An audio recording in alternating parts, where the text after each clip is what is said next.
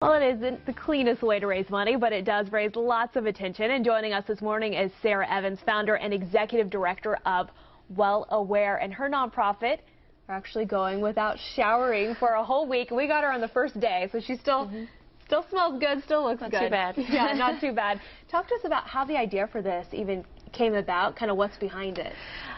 Well, originally when we were preparing for our very first water project, we were trying to figure out how we were going to raise money to pull it off, and we were actually just sitting around on my floor and brainstorming about how we could do that, and somebody said, hey, you know what, we should go on shower strike.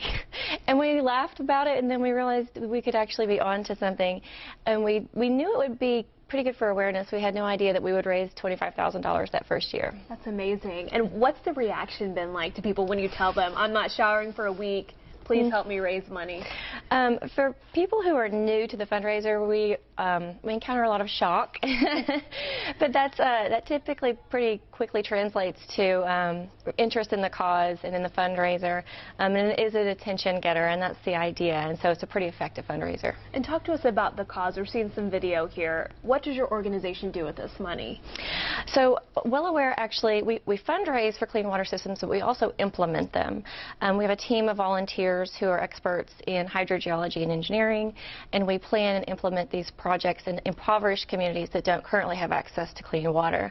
So we identify communities that are really great candidates to thrive when we provide that resource and expertise.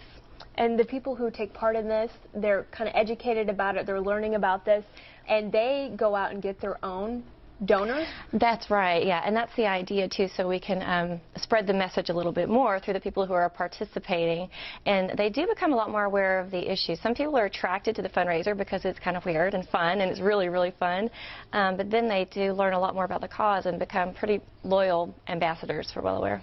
And how much do you have to raise? I mean, it's the first day, so it might not be too late. If people still want to sign up, is it too late? No, actually, this is the very first day, and Shower Strike lasts a week. So it's just a maximum of a week. If people want to participate and join the Shower Strike, it's really not that hard. You can sign up at showerstrike.org. But if you're not into skipping showers, that's okay, too, because you can donate and help out a shower striker at showerstrike.org. And then talk to us about what you've brought here. Right, so this is a jerry can, and this holds 20 liters of water, which is 8 gallons. It weighs 40 pounds. Wow. And so typically the women and the children in places where we provide water carry 1 or 2 of these back and forth, sometimes several times a day, to have water for their families. And often it's not even clean water. It can be contaminated. And clean water is something so many of us just take for granted, really. So this kind of makes you think a little bit more. It does, and we actually had our launch event last night, and we had 2 of these that were full, and so we invited people to come and try to pick them up and walk up a hill, and not many people could do it.